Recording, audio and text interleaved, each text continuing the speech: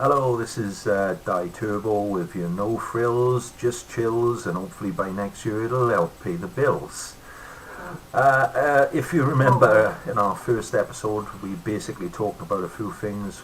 Like I said, we're going to talk about anything and everything. We're going to talk about what potentially could be a little bit of a touchy subject, something I've been learning a lot about over the last couple of years, but something that has now suddenly been brought forward. I was going to do exclusive for this in the next couple of weeks, but this is something that has been brought up over the last couple of days. As we know, Donald Trump is he's become a bit of a squatter, if you will, in the White House. A lot of if and ahhing about what has been said, what has been done, was the election fixed. Well, let me tell you something now. The way America is, they're not squeaky clean, as they say. There's a lot going on. And if there's one country, of any country, that could fix an election, it would be America. They have got a lot to answer for. And I'm not anti-America. I've never been there. Always wanted to go. I'm a big WWE fan. There's a lot going on. Yeah, sorry about that. A little bit of a glitch.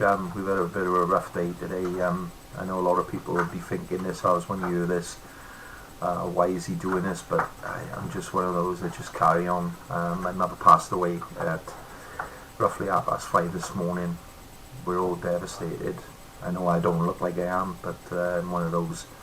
Like SpongeBob. I hold things in and then I release. I've got to stay strong for my family. So we'll carry on.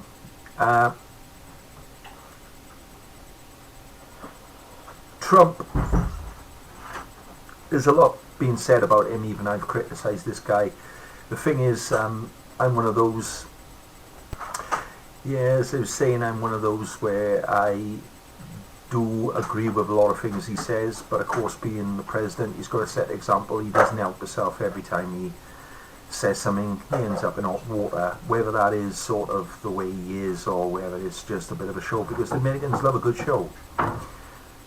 But there's a lot going on, and if anybody's into conspiracy theories, or if you're like me, is skeptical of what's going on, then there's a big situation going on right now, that behind the scenes, that Trump is the one that's leading the big force to try and fight this monstrous, big, huge paedophile ring that goes right away through Britain like a big white stripe and right away to the top in America.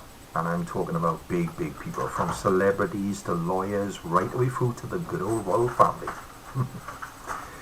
Yeah, you only got to look on YouTube and see things like the famous one about the two young girls at the Trooping in Colour, who inadvertently took a little bit of a camera shot and ended up filming a little boy, a young boy about 13, 14, stark naked, trying to work his way down the outside of the building and ends up falling, stark naked, escaping from Buckingham Palace.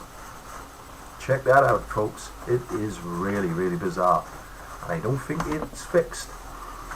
So anyway, I was listening to the news last night while I was nursing my mother, and what I heard was very alarming, but just sort of puts a lot of things into perspective.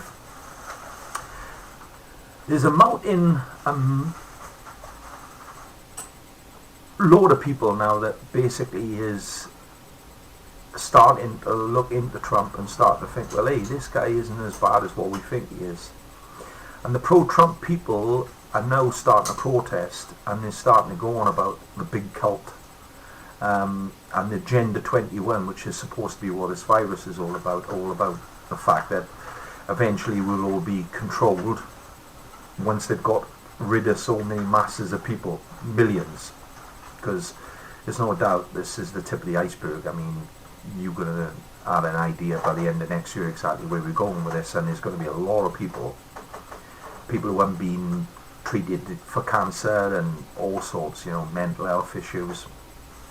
It's bad. Anyway, they've been protesting and they've been talking and shouting to the public and also to the news people about this big cult. These people are into paedophilia, abuse of kids. These people are not human, he's not real. They're even into cannibalism, hard to believe.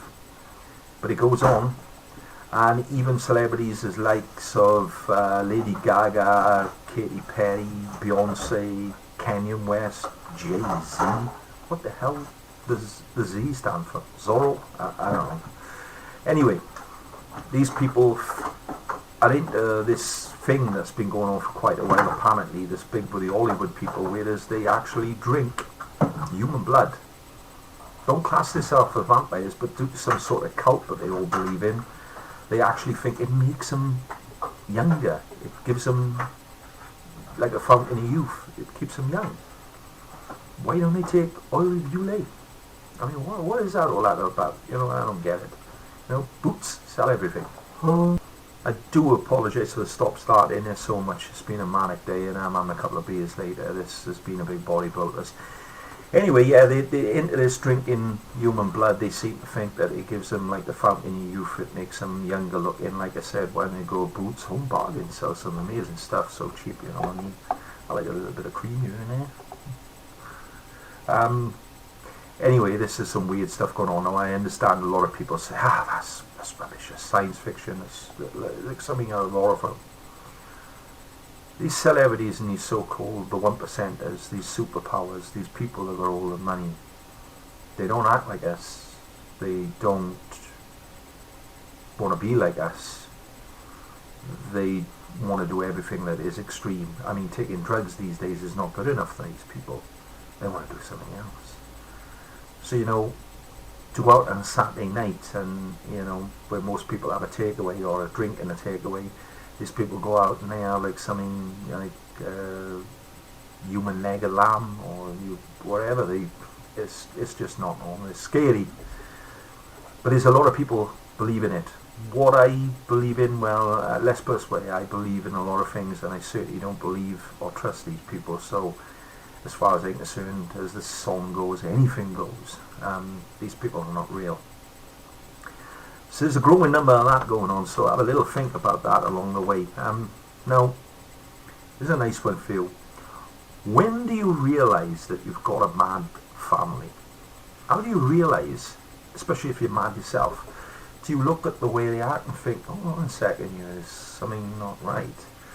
There's a growing number of people that notices a lot of programs on the TV today that sort of talk about your bad neighbours and all this kind of stuff. And it's always these rogue people, that families that just don't, they live out of society, and of course they unfortunately get all normal people involved in the hurt normal people. And you look at them and they think, well, doesn't one of these families just think to themselves, well, we're not acting normal here? Some of them think about that. Have you got a crazy brother and you think sometimes maybe he's done something extreme, maybe he needs to quieten down a little bit, maybe he's maybe a milkman job or something, I don't know. Says I know, I want to have a look at Boris is in trouble again. Yeah, the situation rants on with the comments he made Monday about devolution being a bad thing and all that. I mean, there's something about this Nicola Sturgeon that scares me. I don't know what it is about women in suits. They call them power suits. Something about women in suits that scare me, and there's something about this woman. I'm sure she's into some voodoo shit, you know what I mean? There's something going on there. I mean, if I was Boris, you know, you might wake up one morning with your hibernation, you know, crusty, and you might find a shrunken head there. God help you, you know, that's what I got to say on that subject. So that's been rumbling on. Of course, he's been coming out with some new stuff and all that. He's putting more money into the army. Well, maybe that's because we are such a fucked country at the moment that, you know, we need to put some money in because old China and Russia, they're waiting, you know, they're waiting. Yeah.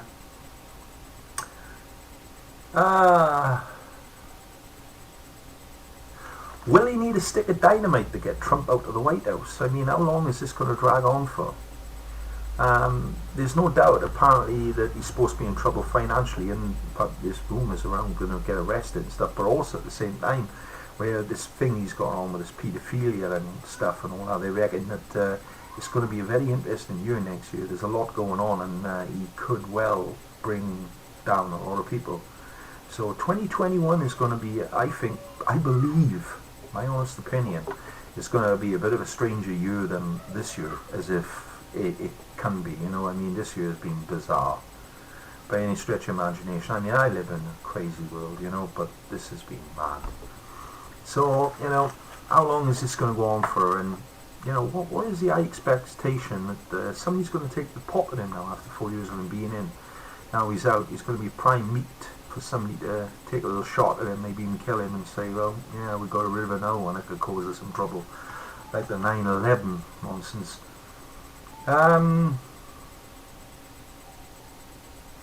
How much cement would they needed to use to build the complete wall between America and Mexico? That's a little thing I had a thought of a couple of days ago. It just popped in my head. How much cement would they use?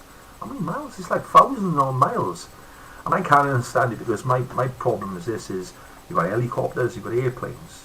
How can a wall stop people getting in? They can dig under, you know, they can get a 20, 30 foot ladder. Maybe one of them big step ladders they use in WWE maybe. So I just find it strange. I mean, you know, the Mexicans are very resilient people, you know. They're often quite noticeable digging holes and coming around with about 15, 20 kilos of dope or whatever it is that you sell out there. So yeah, how much cement?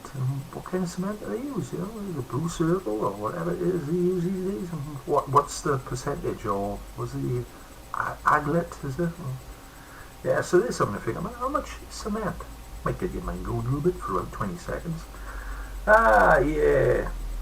Superheroes on the silver screen. There are thousands now. Like I said, the other episode is my favourite movie. One of my favourite movies was Superman, a movie. Christopher Reeve, fantastic, amazing film.